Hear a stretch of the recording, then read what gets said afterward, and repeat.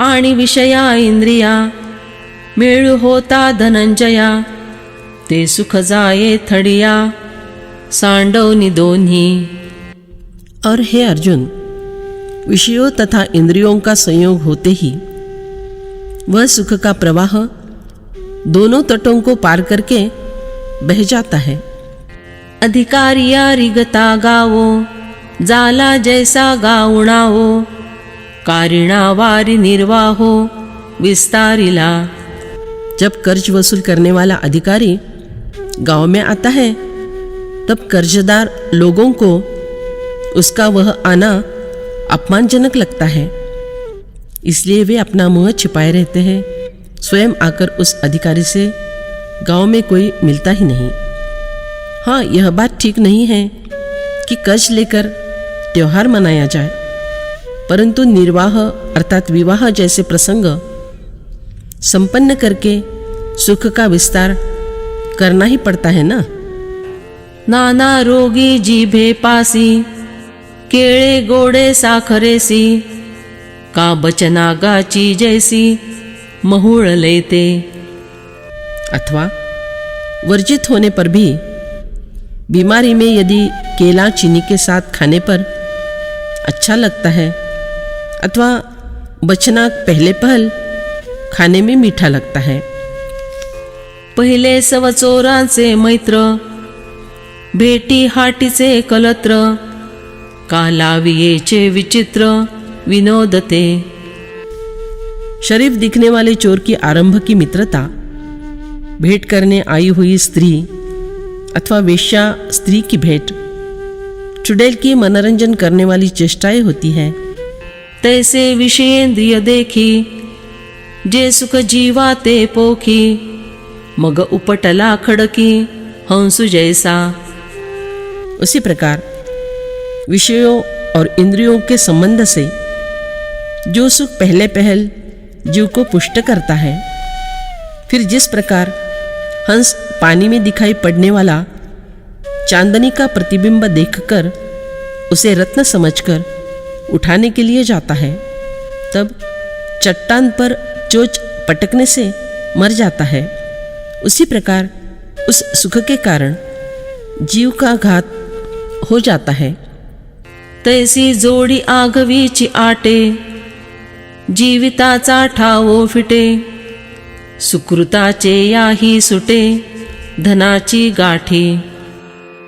उसी प्रकार संपादित सब कुछ खत्म हो जाता है, जीवित का नाश हो जाता है, पुण्य रूपी धन की गठरी खुल जाती है, मतलब व्यय होकर समाप्त हो जाती है। आणि भोगिले जे काही स्वप्न तैसे होये नाही मग हाणीच्या चिघाई बोळावे उरे। और अब तक जिन सुखों का भोग किया गया वे स्वप्न के समान नष्ट हो गए, फिर नुकसान की चोट से जीवित की विदाई होना बस इतना ही बाकी रह जाता है। ऐसे आपत्तीचे जे सुख इही की परिणमे देख परत्री किरविख हो उनि परते। इस प्रकार का सुख जो इहलोक में आपत्ति के रूप में परिणत होता है, देखो, और परलोक के संबंध में विष होकर पलटता है, अर्थात परत्र भी खराब कर देता है।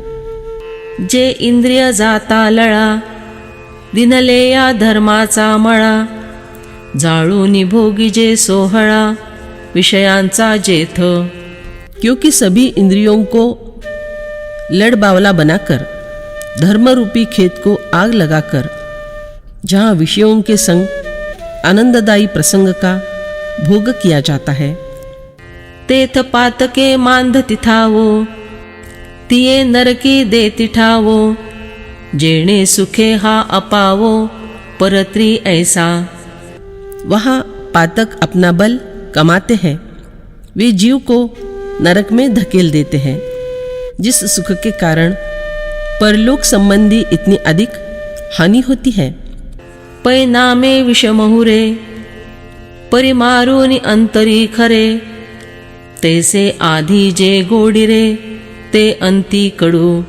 देखो तो विष का नाम महुर होता है, मतलब जीभ को मीठा जान पड़ता है, परंतु शरीर के अंदर जाने पर अपने जहरीलीपन के कारण मारक होता है।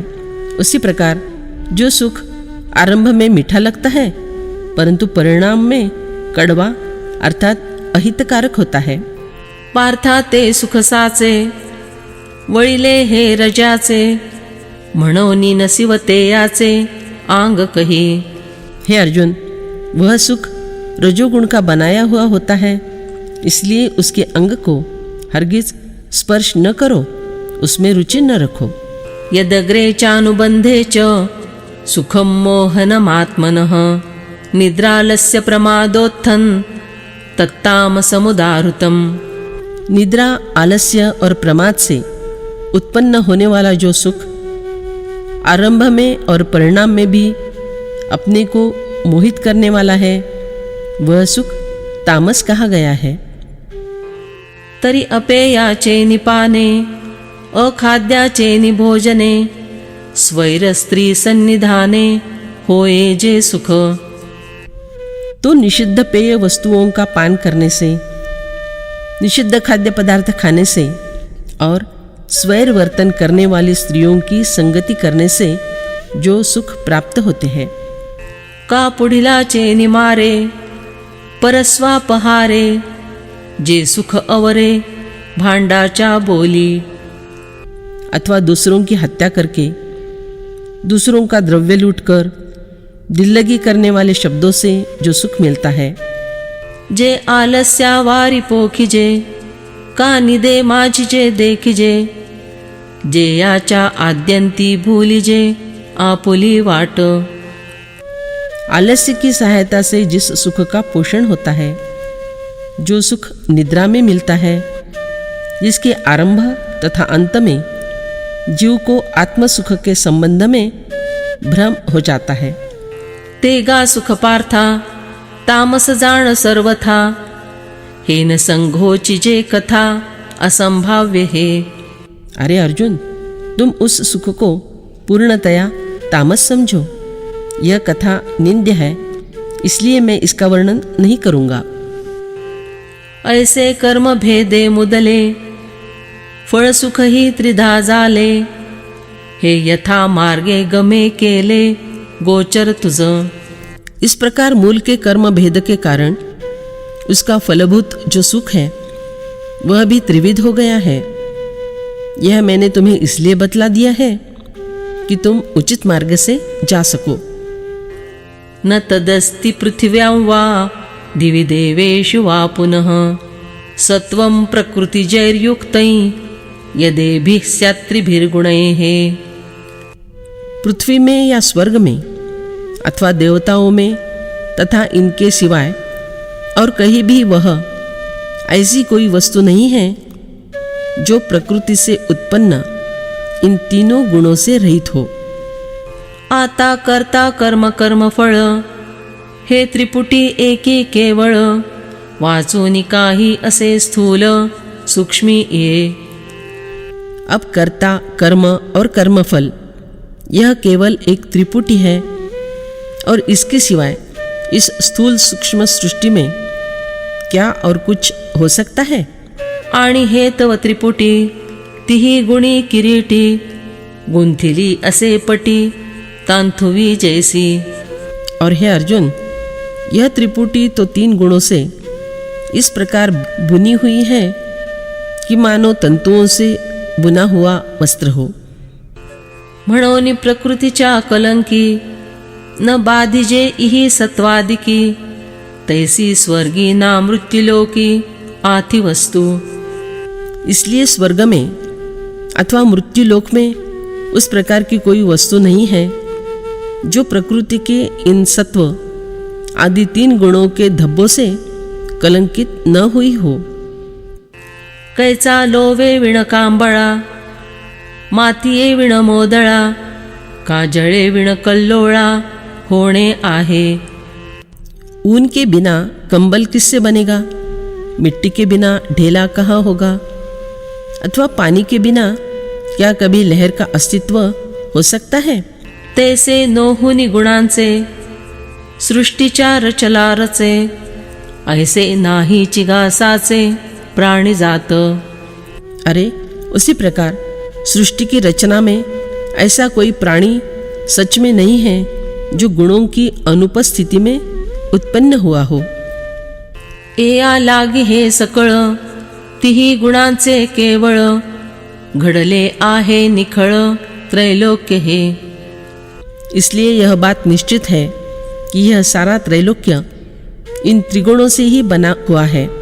गुणी देवा त्रयी लाविली, गुणी तुटिलो की पाडिली, चतुर्वर्णा घातली सिनानी उलिंगे।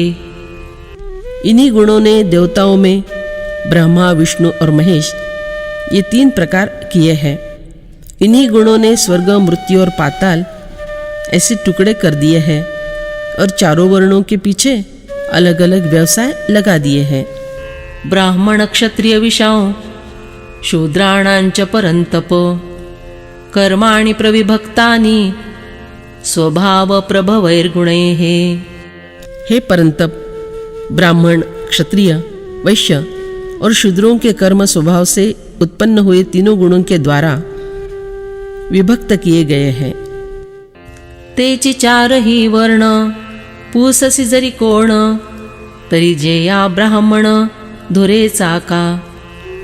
अब यदि तुम यह पूछो ये चारों वर्ण कौन से हैं, तो मैं तुम्हें बतलाता हूँ कि जिसमें ब्राह्मण वर्ण अग्रणी है। ये क्षत्रिय वैश्य दोनी, तेही ब्राह्मणाचे याची मानी, जेते वैदिके विधानी योग्य म्हणोनी। इतर जो क्षत्रिय और वैश्य हैं वे दोनों भी महत्व के विचार से ब्राह्मणों के समान ही हैं, क्योंकि उन्हें भी वैदिक धर्म क्रियाओं का अधिकार है। चौथा शूद्र जोगा धनंजया, वेदी लागू किर नाही तेया, तरी वृत्तिवर्णत्रया आधीन तेयाची। हे अर्जुन, चौथा जो शूद्र वर्ण है उसे सच में वेदों का अधिकार नहीं है, फिर भी उसकी आजीविका उन तीनों वर्णों पर अवलंबित है। तिये वृत्तीची जवळिका, वर्णा ब्राह्मणादिका, अहो शूद्रुजी देखा चौथा जाला।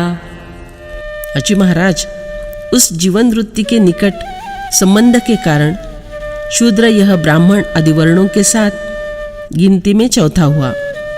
जैसा फुलाचे निसांघाते, तांथु तुरंबिजे श्रीमंते, तैसे द्विजसंगे शूद्राते स्वीकरी श्रुति।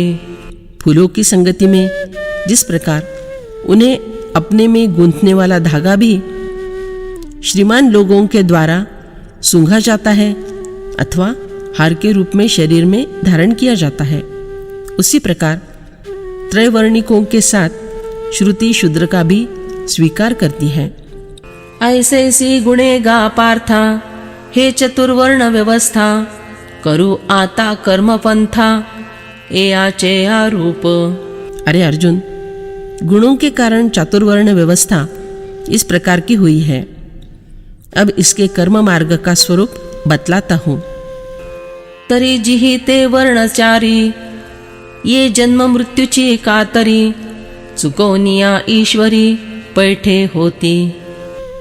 तो जिनके योग से वे चारों वर्ण जन्म मृत्यु रूपी कैची को चुकाकर ईश्वर में स्थिर होते हैं।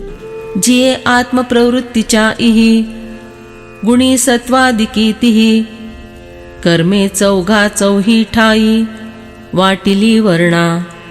अपनी सहज प्रेरणा के योग से जो सत्वादि 3 गुण होते हैं उनके अनुसार जो कर्म होते हैं उन्हें चारों वर्णों में 4 प्रकार से बांट दिए हैं। जैसे बापे जोड़ी ले का वाटे सूर्य मार्ग पांथिका, नाना व्यापार सेवका स्वामी जैसा। जिस प्रकार पिता अपना संपादित धन अपने पुत्रों में बांट देता है, अथवा सूर्य यात्रिकों को उनके उनके मार्ग दिखला देता है, अथवा मालक अपने नौकरों में काम बांट देता है,